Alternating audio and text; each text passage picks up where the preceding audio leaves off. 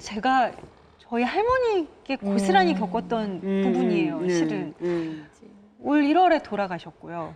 그 전까지 거의 10년 가까이 굉장히 이제 거동을 못 하시다가 힘든 시간을 보내셨는데 간병인이 있어도 욕창 생기고 다 생기고 굉장히 좀 힘들게 보내셨거든요.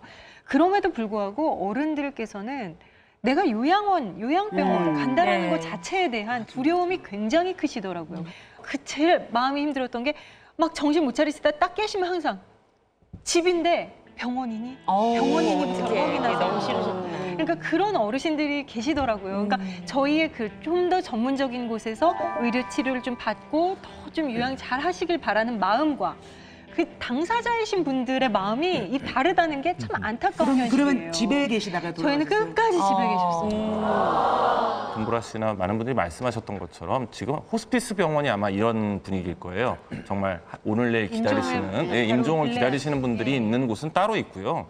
솔직히 여기 사례자보다는 너무 많이 진행이 되신 분들을 말씀을 하시는 것 같아요. 지금 연세가 64세에 중풍 일어난 지 한 달 되신 분이거든요. 지금 이분 같은 경우 이 상태로 앞으로 최소 5년, 10년을 사실 수 있는 분이거든요. 이게 한두 달 내에 끝날 문제가 아닙니다. 그리고 지금 이분이 가실 수 있는 요양원이나 혹은 요양병원에는 특히나 요양병원은 전혀 그런 분위기가 아니거든요. 그러니까 그런 분들의 그런 우려를 좀 불안을 낮춰드리기 위해서는 이 아버지가 문제가 아니라 아들 내외 역할이 가장 중요하거든요. 거기 요양병원에 모신다 하더라도 자주 찾아뵙고 한 번에 가서 오래 있는 게 아니라 매일매일 얼굴 비추고 자주 찾아뵙고 어머니를 위해서 모셔놓은 거고 우리가 계속 어머니에게 사랑과 관심을 가지고 있다는 메시지를 주시는 게 제일 중요한 거거든요. 아버지에게 결정권이 있다면 아버지의 뜻을 따라야 되는 게 우선이라고 봐요. 저는 한편으로 인간이 어차피 유한한 삶이 있다면 삶을 이제 마무리할 준비를 해야 되지 않는가. 그리고 그 마무리를 어떤 방식으로 할 것인가의 결정이 누구에게 있는가가 가장 중요하다는 생각이 들거든요. 그 유행어 있죠? 9988234. 9988234. 어? 9988234.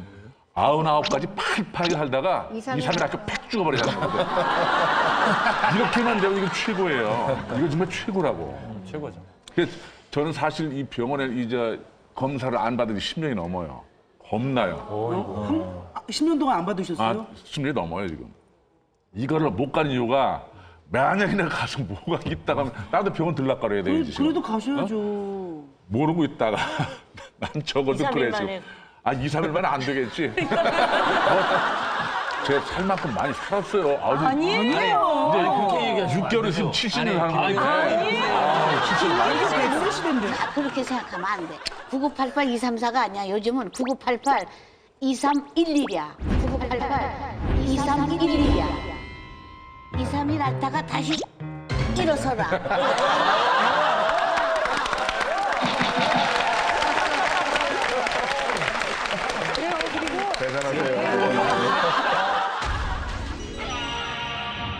그때는 너무 순박하고 착하고 제 칭찬하는 게 아니라 지금 때가 많이 묻으셨나 봐요. 예예예. 간호를 하다 보니까 여기 부르고 여기 붙고 너무 힘듭니다. 안 해보고는 절대 말할 수 없다. 아픈 어르신이 계시면 요양보호사가 그 집에 방문을 해줍니다. 방 구석에다가 침대에다가 뉘어놓고 감옥이라는 생각이 들어요. 목욕을 하는데 어르신 5명씩을 뉘어놓고 세차할 때 그 호수로 아픈 어머니의 병간호, 지병이 있으신 아버지께서 하신다고 합니다. 이거에 대해서 걱정하는 아들의 사연 저희가 함께 만나보고 있는데 백인의 여성 판정단 여러분들은 과연 어떻게 생각하실지 궁금합니다. 이야기를 좀 들어볼게요. 김기혁 아나운서. 네, 백인의 여성 판정당 앞에 서 있는데 어떤 생각을 하고 있는지 의견을 들어보겠습니다. 자신의 의견을 말하고 싶다, 손을 높이 들어주세요. 네, 의외로 젊은 층이 많은데요.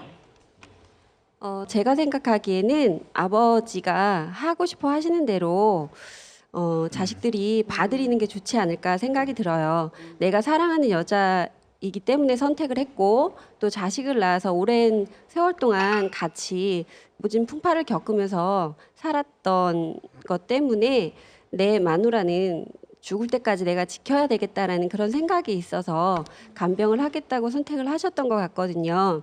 병원에 입원해 보셨던 분들은 아시겠지만 아무리 시설이 좋다고 해도 집에 오고 싶은 게 사람의 마음이거든요. 맞아. 네, 호텔을 뭐 별 5개짜리 호텔에 가서 여행을 즐기고 왔다고 하더라도 집에 들어오면 아, 그래도 집이 최고야라는 말이 나오는 게 별 5개 전에 호텔이 낫던데요.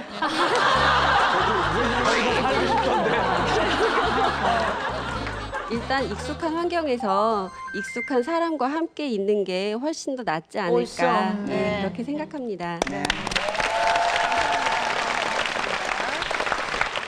참 말하기는 쉽습니다. 그런데 실전에 들어가면은 그게 그렇게 되지 않습니다. 왜냐하면은 왜 전에는 저 한 30년 전만 해도 충분히 할 수 있었어요. 제 경우가 그렇습니다. 어머니가 이 병원에서 이제 모시고 나가라고 했습니다. 못 사신다고. 그래도 저희들이 병간호를 하면서 2달간을 병원에서 계셨어요. 간호를 하다 보니까 여기 부르트고 여기 부르트고 너무 힘듭니다. 그래서 안 해보고는 이렇게 실전에 들어가 보지 않고는 절대 말할 수 없다. 논하지 말라라고 했습니다. 그랬는데 65세에 이제 이렇게 편찮으셔가지고 이렇게 앓으셨는데 86세에 이제 돌아가셨거든요. 아주 건강하게. 지금 판전단에서는 한 네. 20년간 그럼 어머니를 돌보셨잖아요. 네. 근데 만일에 지금 어머니가 살아 계시고 지금 돌보신다면 요양병원으로 보내시겠어요? 네네. 지금은 그때는 너무 순박하고 착하고 정말 제 칭찬하는 게 아니라 지금 때가 많이 묻으셨나 봐요. 예예예. 제가 이제 시골에서 살았고 그랬기 때문에 진짜 때가 묻지 않아서 지금 생각하면 저도 그래요. 어머 내가 바보스럽게 나 혼자서 왜 이렇게 고생을 하면서 했을까 이렇게 생각을 하는데 저도 많이 이제 깼어요. 그래갖고 아유, 지금 맞아. 시대가 바뀌잖아요. 맞아. 그럼 본인이 아프다, 네. 내가 아프다 하면은 그러지. 자식들이 혹은 내 남편이 어떻게 해줬으면 좋겠어요? 예, 그것도요. 경험이 있었습니다. 제가 수술을 경험이 굉장히 많으시네요. 제가 이 협착증 수술을 했습니다. 했는데 다른 그 수술 환자들은 디스크 환자들은 일주일이면 그냥 막 복도를 다녀요. 근데 저는 웬일인지 그냥 한 달을 저 혼자 일어나질 못하는 거예요. 그래서 친정 엄마가 이제 남편이 직장을 다니니까 예, 그때 150만 원을 주시더라고요. 제 친정 엄마가 또 자랑 같으네. 그래서 150만 원 간병인을 쓰라고 했는데 이 배우자들은 그런 게 있더라고요. 지금 사례자 뭐냐. 예. 저희 남편도 절대 남의 손에 안 맡기겠다 하면서 회사를 안 가고 한 달간을 했습니다. 예. 근데 불편한 점이 굉장히 많아요. 왜냐하면은 이 간병인들도 그 환자들 있잖아요. 이렇게 일으킬 때 서로 엉기면서 이 기술적으로 하더라고요.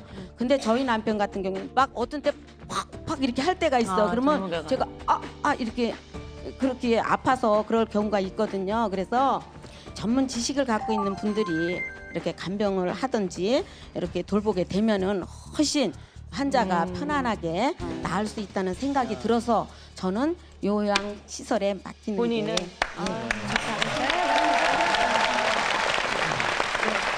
함정남님 말씀하신 것은 20, 30년 전에 소위 대부분 며느리들이 병간호를 다 하셨었죠. 그때는 그게 당연한 것처럼 여겨졌고 그 한 사람의 희생으로 가족 간의 화목과 평화가 지켜졌으니까 그게 효도란 이름으로 이쁘게 포장이 됐던 것 같아요, 사실. 그다음에 두 번째는 시설이 없었어요, 그 당시에는. 요양병원이라는 게 생긴 지가 그렇게 오래되지가 않았습니다, 사실. 그래서 어른분들이 요양원, 요양병원, 막 요양자가 들어가면 굉장히 부정적으로 생각하는 이유가 옛날에 지방에 가면 많이 있었던 그런 기도원이나 정말 옛날식의 요양원 이런 것들에 대해서 가지고 있는 부정적인 사고 때문이 아닌가 싶어요. 지금 뭐 얘기가 나오는데 요양원도 있고 요양병원도 있고요. 네, 되게 네. 종류가 좀 다양해진 것 같아요. 좀 분류를 좀 정확하게 해주시겠어요? 예, 요양원하고 요양병원의 가장 큰 차이는 의사가 있느냐 없느냐의 차이입니다. 예. 요양원은 의사가 상주하지 않고요. 돌보는 거를 주로 하는 시설이고 거기에 주로 계시는 분들이 일단 간호사분들이 그 환자 25명당 한 분씩 계시도록 법적으로 돼 있고요. 대신에 요양간병인, 요양보호사라고 들어보셨을 거예요. 예, 국가에서 이제 교육도 시키고 해서 많이 양산이 되는데 그런 요양보호사분들은 환자 2.5명당 한 분씩 그렇게 배치가 되게 돼 있습니다. 그리고 이런 요양원은 그 2008년도 7월부터 노인 장기 요양보험 제도라는 게 생겼는데 그게 이제 등급이 있어요. 그래서 1등급이나 2등급을 받았을 때는 요양원에 입소하는 게 가능하고 거기에 본인 부담금을 제외한 나머지 금액은 마치 우리가 그 치료받으면은 건강보험공단에서 돈을 지급해 주는 것처럼 아까 얘기한 노인 장기 요양보험제도를 통해서 지급을 받을 수가 있게 됩니다. 요 1등급이나 2등급에 속하는 것들은 치매, 그다음에 여기 사례자분의 어머니처럼 그 뇌졸중 후유장애, 그다음에 파킨슨병, 퇴행성 관절염, 기타 만성 질환으로 돼 있고요. 본인 부담금은 한 달에 한 40에서 50만 원 선 정도 된다고 합니다. 그리고 요양병원은 일단 의사가 있고요. 네. 일반 의료기관이기 때문에 나이 제한도 없고요.